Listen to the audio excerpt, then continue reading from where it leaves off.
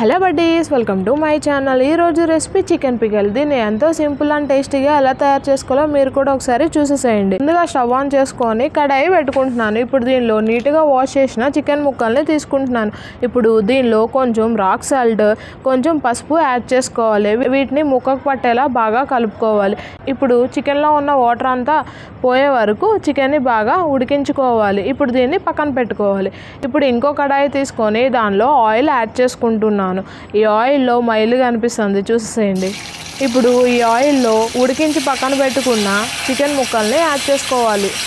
Chicken ముక్కలన్నిటినీ ఒకదాని తర్వాత ఒకటి మెల్లగా యాడ్ చేసుకుంటున్నాను. ఒక చికెన్ పిచ్చోళ్ళు మాత్రం బాగా ఉంటారు. మా ఇంట్లో చికెన్ పిచ్చిది మా అక్క కోసం మా అమ్మ చేస్తుంది చికెన్ పికిల్. ఈ చికెన్ బాగా ఫ్రై అయిన తర్వాత జాలీల గంటతో చికెన్ని ఒక ప్లేట్లోకి తీసుకొని పక్కన పెట్టుకుంటున్నాను.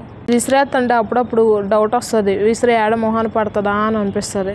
ఒక ప్లేట్లోకి తీసుకొని పక్కన పెట్టుకోవాలి. ఇప్పుడు అదే ఆయిల్లో అల్లం వెల్లుల్లి పేస్ట్ యాడ్ చేసుకుంటున్నాను. కొంచెం ఎక్కువ యాడ్ చేసుకోండి, ఎందుకంటే ఈ అల్లం వెల్లుల్లి పేస్ట్ వల్లే పచ్చడిలో గ్రేవీ అనేది ఉండేదన్నమాట. అల్లం వెల్లుల్లి పేస్ట్ని ఫ్రై చేసుకుంటున్నాను. ఇది అడుగంటిపోతుంది, అడుగంటకుండా చూసుకొని తిప్పుకోండి. ఇప్పుడు దీంట్లో ఫ్రై చేసిన చికెన్ ముక్కల్ని యాడ్ చేసుకుంటున్నాను. ఇప్పుడు దీనిలో 1 స్పూన్ మెంతి పౌడర్ యాడ్ చేసుకొని బాగా కలుపుకుంటున్నాను. ఇక్కడ నేను గరం మసాలా యాడ్ చేస్తున్నాను. మీకు కావాలంటే యాడ్ చేసుకోండి, లేకపోతే లేదు, ఇది ఆప్షనల్ అనమాట.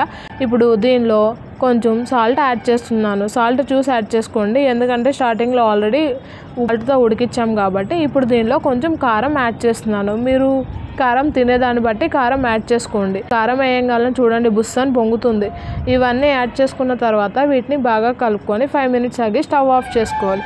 ఇప్పుడు ఈ పికిల్ అంతా చల్లారిన తర్వాత దీనిలో నిమ్మకాయ రసంని యాడ్ చేసుకుంటున్నాను. అవి యాడ్ చేసుకొని ఒకసారి బాగా కలుపుకోవాలి.